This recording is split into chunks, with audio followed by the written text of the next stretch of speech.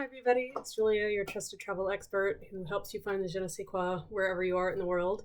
And, you know, I've been really struggling with what to come to you with this week because I think we're at a very uh, in, important point in our country's history right now.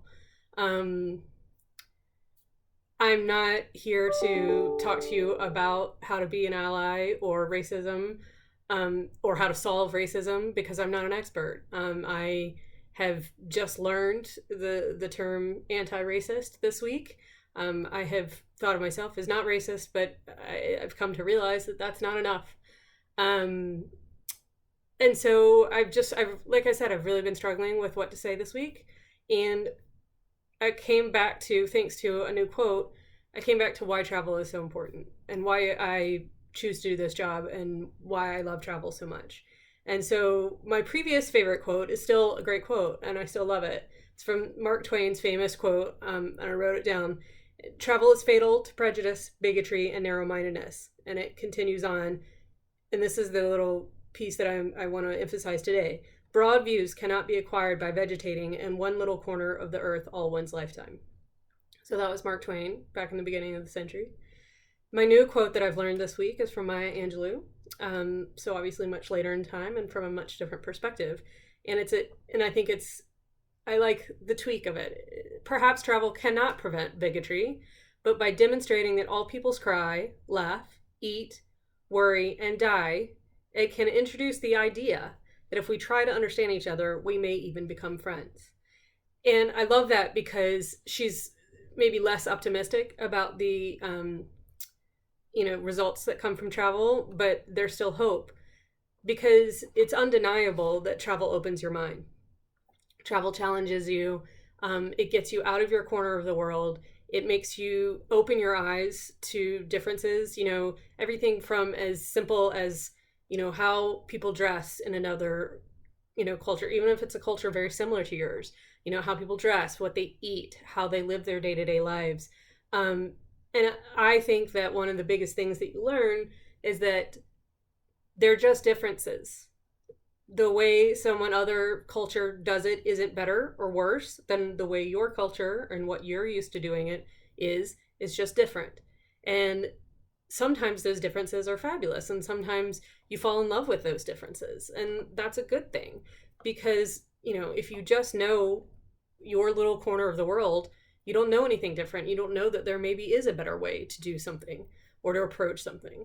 I have a couple stories. One I've shared before about I received a lecture on a trip, sailing on a river cruise, sailing into Holland, just about how the Netherlands, who obviously is a very liberal and very progressive government and system and way of doing things, I learned about how they approach their drug problems, and the stats were really eye-opening, and it really changed my perception on how we should treat drug offenses and drug addictions and that sort of thing.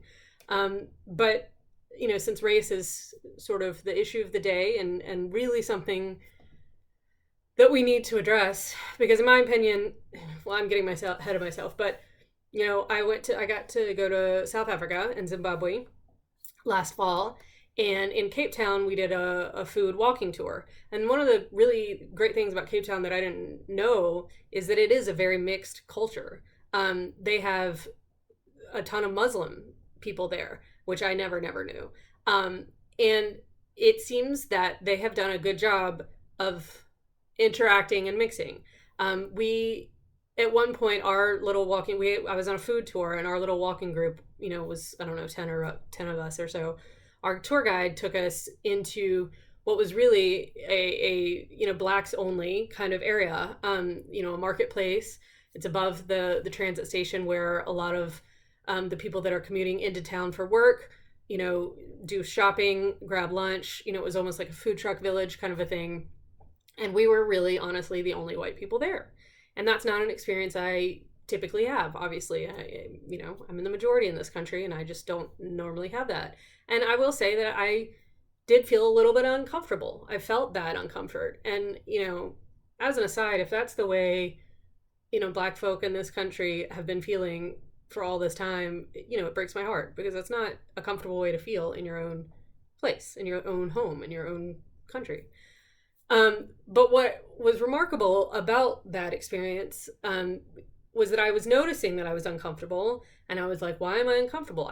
Nobody was staring at us. Nobody was bothering us. People were smiling, it was no big deal. People were going about their business, and, there's this big group of white people, or larger group of white people, sitting and eating at one of the food trucks. And, the chef was amazing. He was from the same tribe, which I forget right now, which I apologize, as Nelson Mandela. And he was, telling us about their culture and their tribal foods. And we got to eat some of their a very traditional lunch that, their tribal folk would or do eat even today. And it was really interesting. And it was very different in some ways, but also not so different in some ways, because, as you know, a lot of Southern soul food especially, comes from the African tradition, because the slaves are the ones that were cooking it. So that's the one story that I wanted to relate about a recent experience I had that opened my eyes and broadened my horizons a little bit. And the second one is I sort of shared this the other day on my personal page, but I was in Sevilla last summer, also on a food tour. Food tours are fantastic. You should do them anywhere you go. But we had a very interesting, diverse group, and our guide was a fabulous lady. She's an ex-flamenco dancer, and she was just super interesting and thoughtful. And we had been learning all about tapas and the different drinks that go with the tapas, and why the Spanish eat the way they do, and all of that.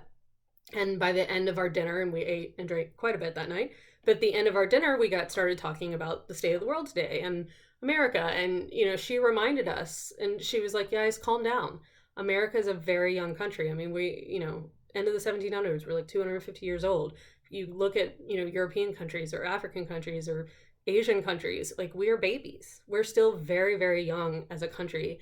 And as the guide pointed out, we're figuring it all out. We had our sort of, maybe you would call it, I would call it maybe the terrible twos with the Civil War.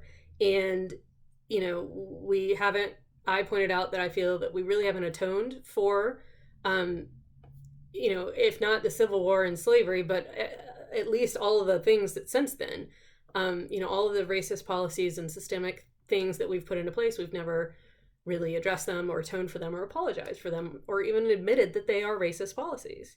And what I loved is the 14-year-old in our group, there was a family of 4 with us, and their little 14-year-old piped up, and she said, oh, it's like we were teenagers and had our braces, but we didn't wear our retainer, so we need our braces again.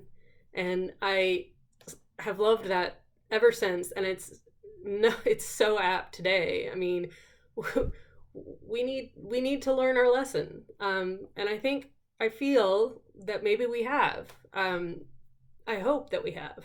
I hope that all of the unrest and all of the attention that the events of last week, not just George Floyd's murder, which was horrendous, but also something as simple as Amy Cooper calling the cops on a guy who reprimanded her, and he was just bird watching in Central Park. I mean, as Trevor Noah called it, dominoes are falling in the background of the COVID-19 epidemic.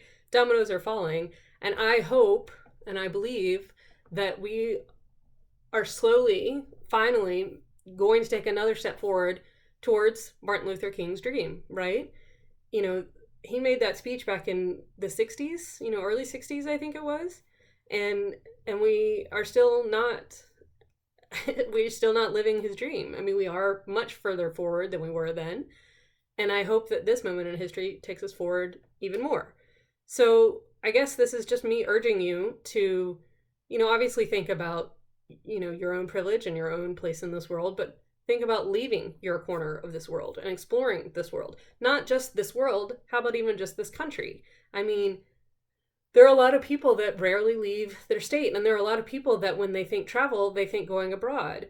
But, especially with the COVID-19 situation, we're probably not going to be going abroad. And there's lots and lots of diversity here in this country. I mean, the way people live on the West Coast is very different than the way people live on the East Coast, much less the difference between still the South and the North. I mean, and the way people live in the Midwest is totally different from all of those.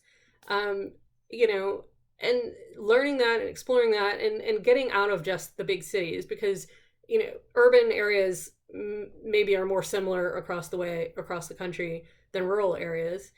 And so, getting out and exploring that will, I think, really open your eyes and really help us as a country to unite and to, unify and realize, that people are people, no matter where they live, no matter what they look like.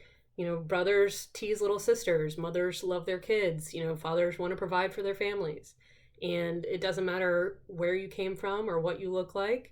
Those are, fundamental human things. And so hopefully you will take that to heart and get out and travel the world and open your heart, and we can all move forward towards that dream, because that's what I know I want. So that's it for me this week, and I will talk to you next week.